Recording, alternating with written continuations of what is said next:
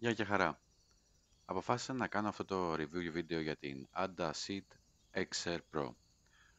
Στο σημείο αυτό να πω προκαταβολικά ότι δεν είμαι YouTuber, δεν έχω ασχοληθεί με το βίντεο, αλλά επειδή δεν βρήκα online πριν την αγοράσω, είπα να κάνω εγώ ένα.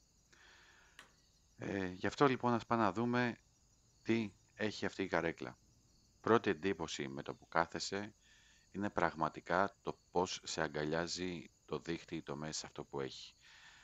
Γενικά είναι μια μάρκα η οποία βγάζει gaming καρέκλες και με το που έβγαλε MES, αν και εγώ είμαι πολλές ώρες στο γραφείο είτε για δουλειά είτε για gaming, είπα ότι έπρεπε να την πάρω και τελικά δεν είχα καθόλου άδικο.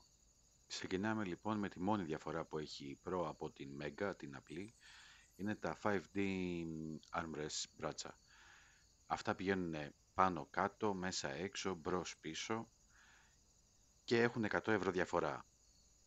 Ε, για μένα λοιπόν προσωπικά δεν ξέρω αν άξιζε αυτή η διαφορά στα χρήματα, αλλά το ότι τα βάζεις ακριβώς εκεί που θέλεις, είτε παίζεις, είτε γράφεις, είτε κάθεσαι, είτε είσαι λίγο πιο μπροστά, είτε λίγο πιο πίσω, την κάνει να έχει διαφορά. Τα επόμενα δύο features που είναι τρομακτικά σημαντικά για κάθε εργονομική καρέκλα είναι η ρύθμιση βάσης που έχει και το λάμπα support, η ρύθμιση μέσης, όπου έχει 5-6 σκάλες για να πάει πάνω κάτω. Τώρα εδώ προσπαθώ να κάνω ένα zoom, αν τα καταφέρω να κάνω focus σε κάτι που δεν μου άρεσε. Είναι αυτό το, δεν ξέρω πώς λέγεται, το κρόσι που έχει το δίχτυ. Βέβαια εμένα έτσι ήρθε, άρα δεν είναι ότι έγινε σύντομα, που δεν μου άρεσε και δεν ξέρω πόσο κιλό θα κρατήσει αυτό.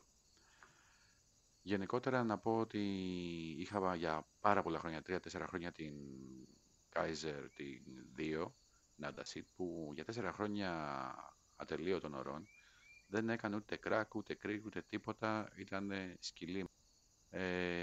Και γι' αυτό πήρα την Ada Seed τώρα, με κλειστά τα μάτια, ενώ δεν είχε ακόμα reviews, πρέπει να ήμουν κυριολεκτικά από τους πρώτους και δεν ήξερα τι να περιμένω. Πλέον τώρα που κάνω αυτό το βίντεο την έχω 3 εβδομάδες και έχω μια μικρή αίσθηση ότι ψιλοαρχίσαν τα crack και δεν ξέρω αν αυτό θα συνεχιστεί ή αν θα βγάλει σε καλό. Πάντως, για τα λεφτά της και σχέση με άλλες εργονομικές καρέκλες, πραγματικά είμαι πάρα πολύ ευχαριστημένος που την πήρα.